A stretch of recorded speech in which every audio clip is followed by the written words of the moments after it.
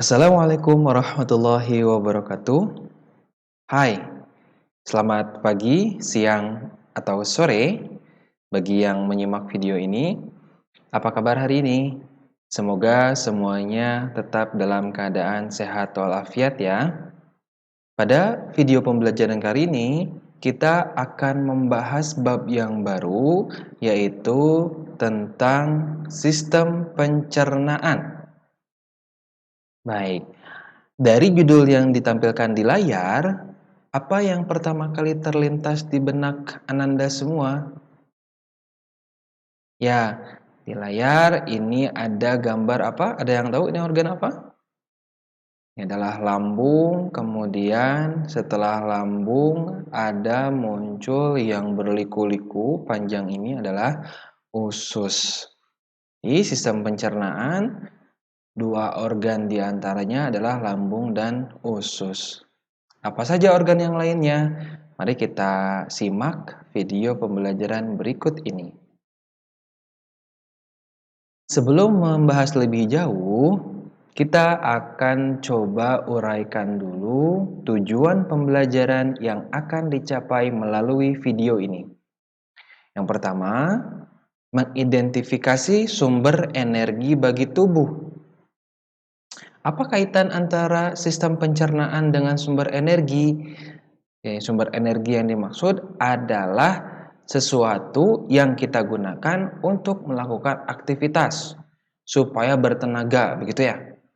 Itu yang pertama. Yang kedua, menentukan jumlah energi yang sesuai dengan aktivitas tubuh. Yang ketiga, menentukan nutrisi dan kalori yang seimbang. Tiga tujuan pembelajaran yang ditampilkan di layar berkaitan dengan makanan yang masuk dan diolah oleh tubuh kita, sehingga makanan tersebut bisa menjadi tenaga atau sumber energi.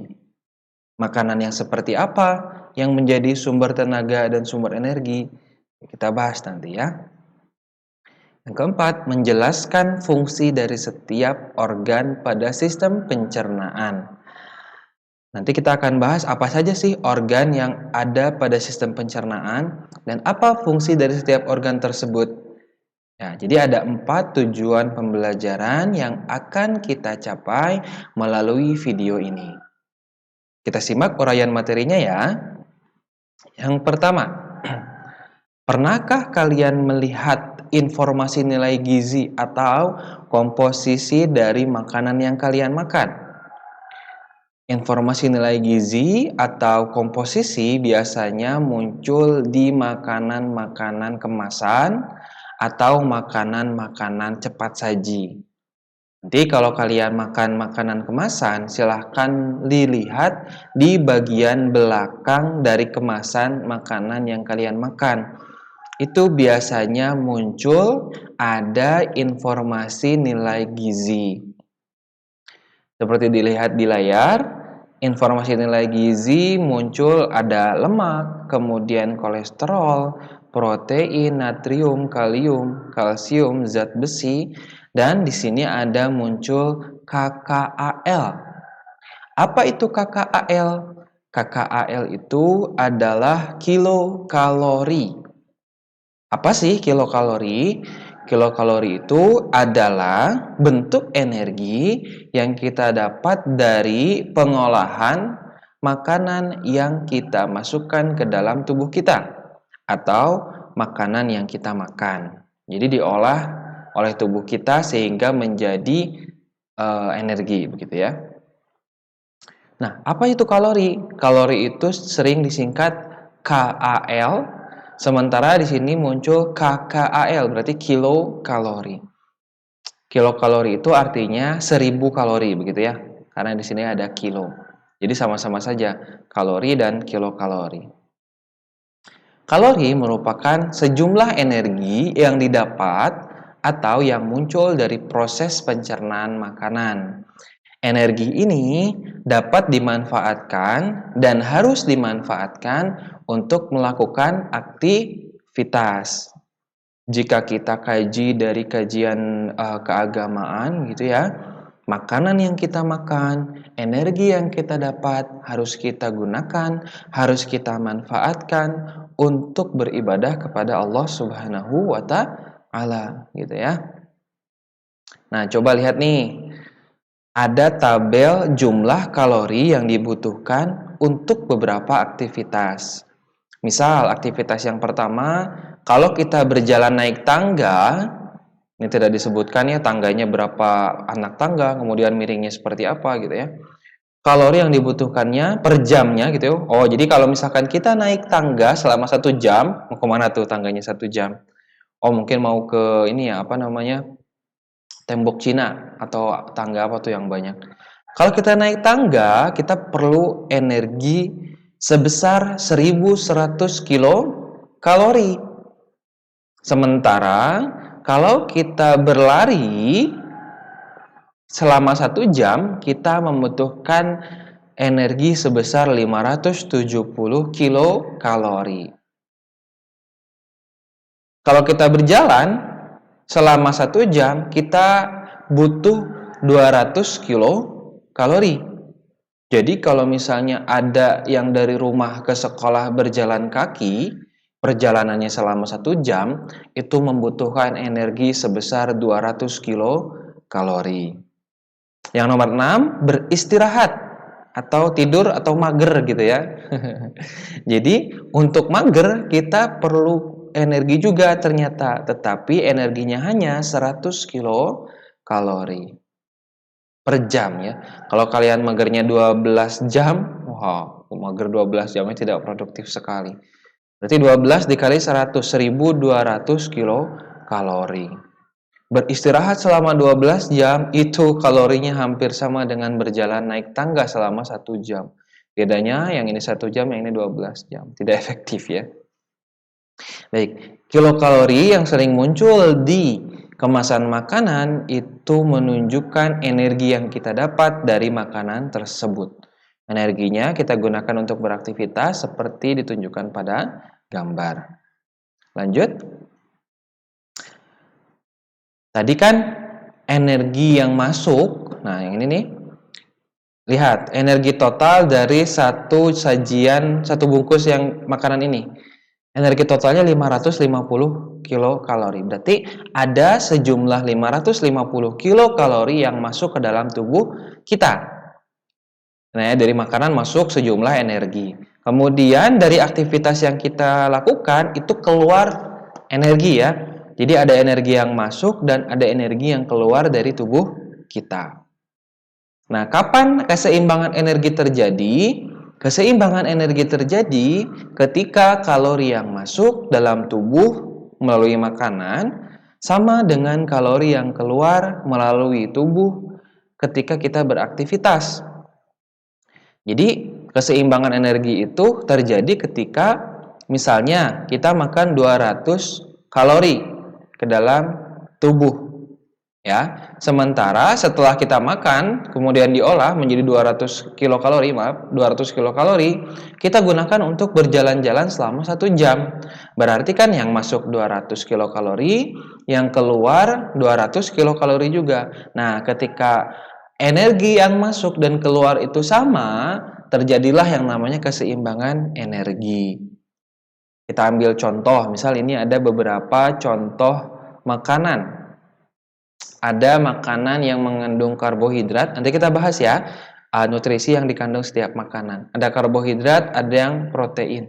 Misal pagi-pagi kita makan 6 sendok makan nasi merah, 100 gram, kalorinya 160. Kemudian kita campur nasi merah tadi pakai ayam. Ayamnya 1 potong. Jadi 160 tambah 160. Berapa? 320. Setelah kita makan nasi merah dan 1 potong sendok ayam, kita tambah dengan 1 buah besar tahu. Tahu yang besar ya, 85 kalori. 160 tambah 160, 320 tambah 85, 405. Yang 405 kita gunakan untuk beraktivitas. Tadi misalkan sarapannya 405 kilokalori. Kemudian setelah sarapan kita gunakan untuk berjalan-jalan selama 1 jam. Tadi kan yang masuk 400 kilokalori ya, berjalan-jalan 200. Berarti setelah berjalan-jalan 2 jam itu masih tersisa 200 kilokalori. Nah, kalau misalnya masih tersisa, tadi kan kita makan 405 ya, 160 tambah 160 tambah 85, 405, kemudian dipakai berjalan-jalan 1 jam 200, artinya ada sisa 205 kilokalori. Jika kalori yang masuk ke dalam tubuh lebih besar dibanding yang digunakan, tadi kan yang masuk 405, yang digunakan 200, artinya kan lebih besar tuh yang masuk. Tubuh akan menyimpan energi dalam bentuk lemak. Nah, ternyata makanan yang kita makan yang mengandung energi tadi, kalau tidak digunakan semuanya energinya, tubuh akan menyimpan energi tersebut dalam bentuk lemak. Gitu ya. Sekarang gimana kalau misalnya yang dimakan itu kalorinya lebih sedikit dibandingkan dengan yang digunakan aktivitas? Maka si lemak yang tersimpan itu akan dipakai oleh tubuh gitu ya. Kalau misalnya makanan yang masuk itu energinya lebih kecil dibandingkan dengan energi yang digunakan untuk beraktivitas. Misal ketika pagi hari kita cuma makan tahu saja 85 kilokalori. Kita pakai berlari setelah makan tahu 570, berarti kan lebih kecil tuh yang masuk dan yang keluar. Maka ketika kondisinya lebih kecil, tubuh akan mencerna lemak yang tersimpan untuk diubah menjadi energi. Jadi kalau misalnya lebih sedikit yang masuk yang lemak disimpan dicerna, kalau yang masuk lebih banyak energinya disimpan dalam bentuk lemak begitu. Next. Coba lihat. Berapa sih energi yang kita butuhkan dalam aktivitas harian kita? Ada tabel yang bersumber dari Dietary Guidelines for American di tahun 2005. Ini berisi beberapa peneliti yang dia mengelompokkan kebutuhan energi berdasarkan jenis kelamin dan umur. Misal kalian sekarang berumur 14 sampai 18 tahun. Aktivitasnya sekolah. Jadi misalkan pagi bangun tidur, terus kemudian siap-siap, setelah siap-siap jalan kaki ke sekolah, kita kelompokkan menjadi aktivitas yang sedang ya. Jadi misal perempuan umur 14 sampai 18 tahun, aktivitasnya sedang ini 2000 kilokalori. Kalau berat tuh misalnya perempuannya adalah atlet futsal gitu ya. Misalkan kalian adalah salah satu contoh atau salah satu siswa yang mengikuti futsal itu latihan terus-menerus dari pagi sampai sore, maka tergolong aktivitas yang berat. Jadi kebutuhan energi perharinya 2400. Oke, kita coba hitung ya. Kita hitung jumlah kalori yang kita makan. Misalnya pagi hari, nah ini perempuan dengan aktivitas sedang ya. Si anak ini dia sarapannya pakai nasi goreng, telur goreng, apel dan susu. Kita lihat nasi goreng 1 mangkok ya, jumlah energinya 630. Telur goreng jumlah energinya 102 yang didapat dari telur goreng. Apel itu 116, susu mana susu? Susu itu 150. Kita hitung jumlah kalorinya. 630 tambah 102 tambah 116 tambah 150. Total energi yang didapat dari menu sarapan si anak ini adalah 996 kilokalori. Sehingga kalau kita hitung, tadi kan jumlah energi hariannya 2000 ya. Makanan yang dimakan ketika sarapan 996. Maka supaya energi yang masuk ke dalam tubuh sama dengan energi yang keluar supaya seimbang gitu, maka si anak ini hanya boleh memakan makanan dengan jumlah kalori 1004. Tadi kan ini sarapan ya. 996. Berarti di makan siang dan makan sore atau makan malam, jumlah kalorinya harus 1004. Supaya apa? Supaya seimbang. Kalori yang keluar dengan aktivitas rendah 2000, aktivitas sedang 2000, dan kalori yang masuk harus juga 2000 supaya kalorinya seimbang. Oke, nah itu barusan kita coba hitung jumlah energi yang kita butuhkan. Dalam hal ini adalah anak perempuan berusia 14-18 tahun dengan aktivitas sedang, beserta berapa jumlah energi yang masuk dari menu makanan yang kita makan. Supaya seimbang, energi yang masuk harus sama dengan energi yang keluar. Gitu. Bisa diikuti ya? Barusan kita sudah coba pelajari energi yang masuk ke dalam tubuh melalui makanan dan energi yang keluar dari tubuh melalui aktivitas. Kita juga sudah pelajari perbandingan antara energi masuk dan energi keluar. Ada selisih atau tidak ya? Oke, sekarang kita pelajari nutrisi dalam makanan. Makanan yang dikonsumsi sebaiknya tidak hanya mengenyangkan dan memenuhi kebutuhan kalori, namun juga harus memiliki nutrisi yang berdampak baik bagi tubuh. Contohnya, penjelasan ini ada di dalam Al-Quran surat Al-Baqarah ayat 168 yang berbunyi, "Wahai sekalian manusia, makanlah yang halal lagi baik." Yang halal itu banyak ya, nasi, kemudian ikan, ayam. Tapi bukan cuma halal. Kalau cuma halal kita makan nasi doang gitu ya, 2 piring sampai kenyang, tapi kurang baik bagi tubuh. Selain halal juga baik. Jadi berdampak baik bagi kesehatan tubuh. Yang halal lagi baik dari apa yang terdapat di bumi. Dan janganlah kamu mengikuti langkah-langkah setan, karena sesungguhnya setan itu adalah musuh yang nyata bagimu. Nutrisi dalam makanan itu setidaknya ada 6. Nah, sebelum ke sana, nutrisi atau gizi adalah zat yang dibutuhkan makhluk hidup sebagai sumber energi dan memelihara kesehatan. Ada 6 jenis nutrisi, yaitu karbohidrat, lemak, protein, vitamin, mineral, dan air. Nah, untuk penjelasan masing-masing nutrisi ini tidak akan ditampilkan dalam video ini. Anda cukup ingat saja ada 6 jenis nutrisi, karbohidrat, lemak, protein, vitamin, mineral, dan air.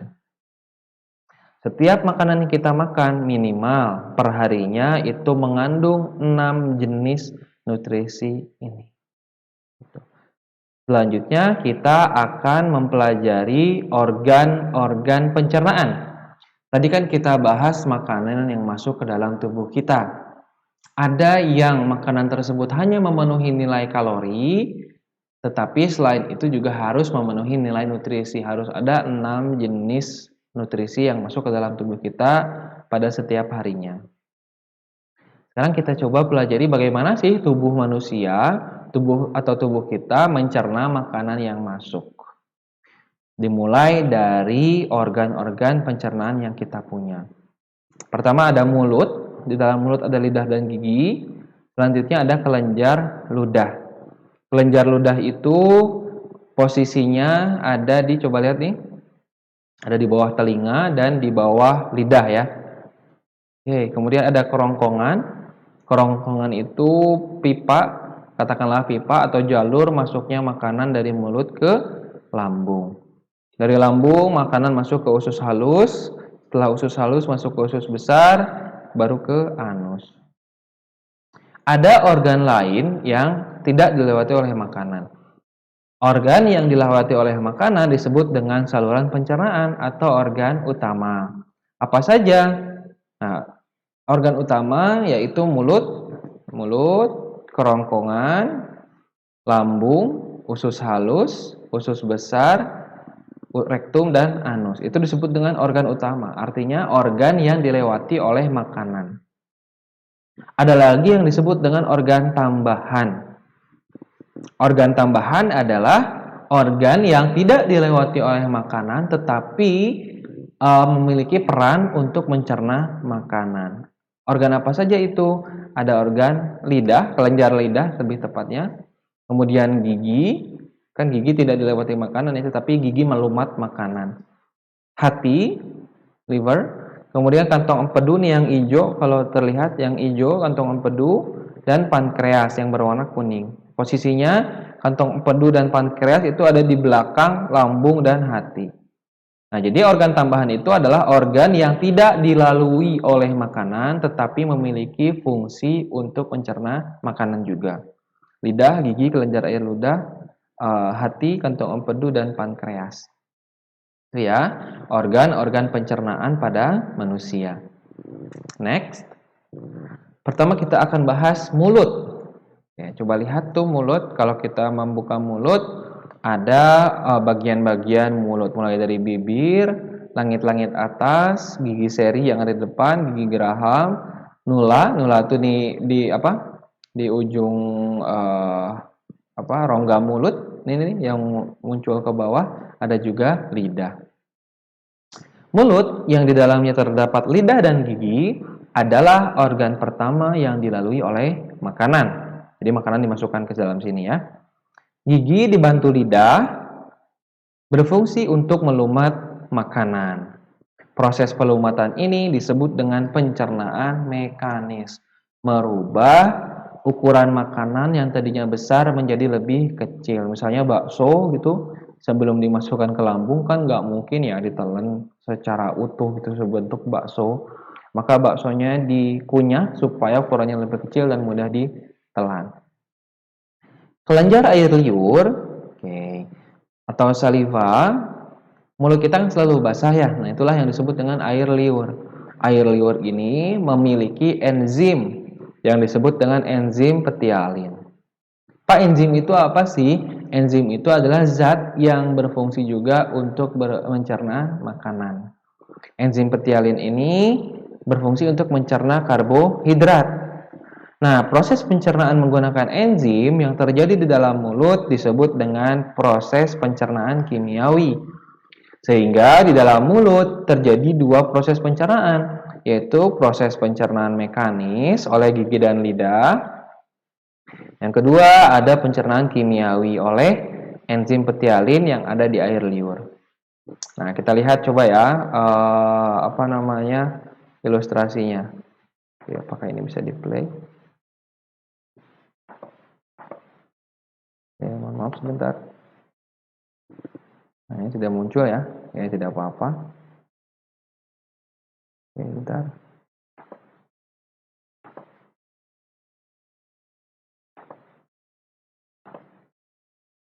Nah, ini kita play.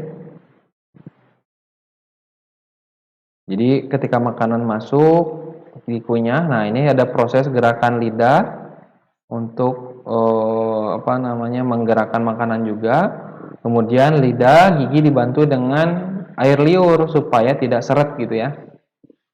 Nah, dikunyah sampai lembut gitu. Setelah lembut baru ditelan.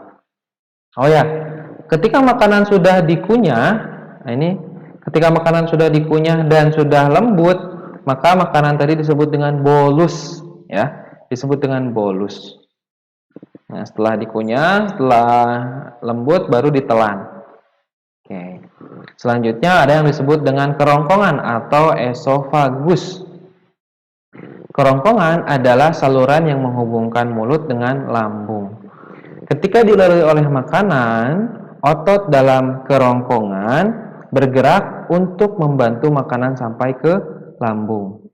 Gerakan ini disebut dengan gerakan peristaltik. Apa namanya? Gerakan peristaltik.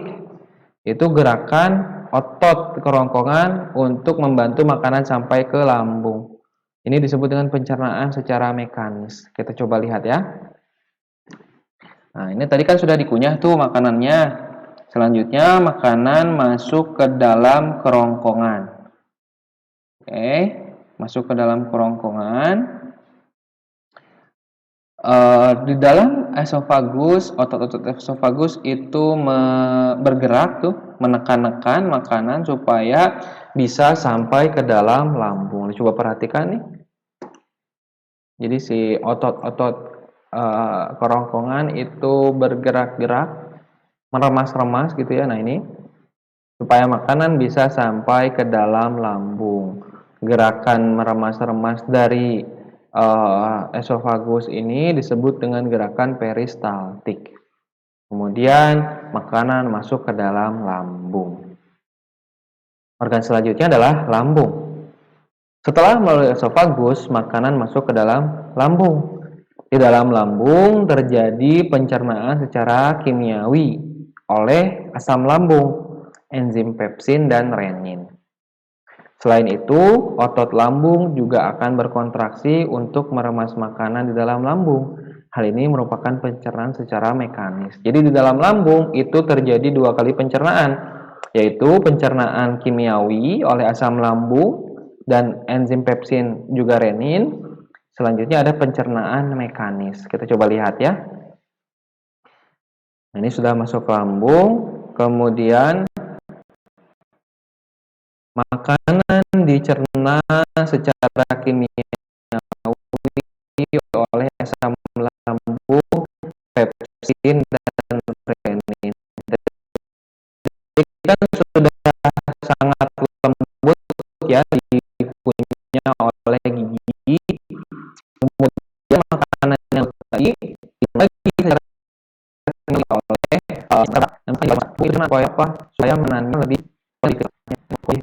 nah itu juga. Sama cara kimiawi, lambung bersih untuk membunuh bakteri yang masuk bersamaan dengan makanan.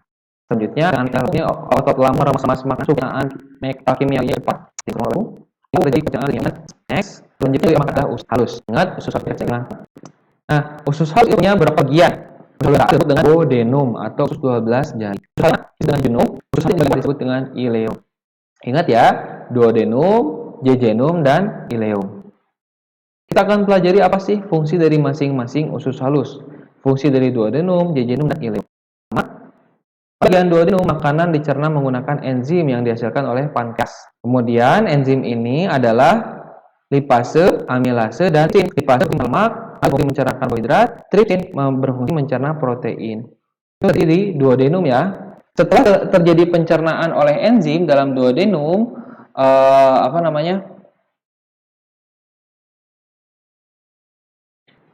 terjadilah proses pencernaan makanan di bagian ileum. Sehingga ileum sering disebut dengan usus pencernaan. Selanjutnya kita bahas yang namanya usus besar. Setelah dicerna oleh usus kecil, tadi ada duodenum, jejunum, dan ileum, makanan yang tidak dapat dicerna sampai ke usus besar disebut dengan zat sisa. Usus besar berfungsi mengatur kadar air pada zat sisa atau feses. Nah, jika misalkan kadar airnya terlalu sedikit, maka usus besar menambahkan air. Sementara jika airnya terlalu banyak di dalam feses, maka usus besar akan menyerap air tersebut. Di dalam usus besar terdapat bakteri Escherichia coli yang membantu memasukkan zat sisa. Selain itu, bakteri ini dapat membentuk vitamin K dan vitamin B12. Ya.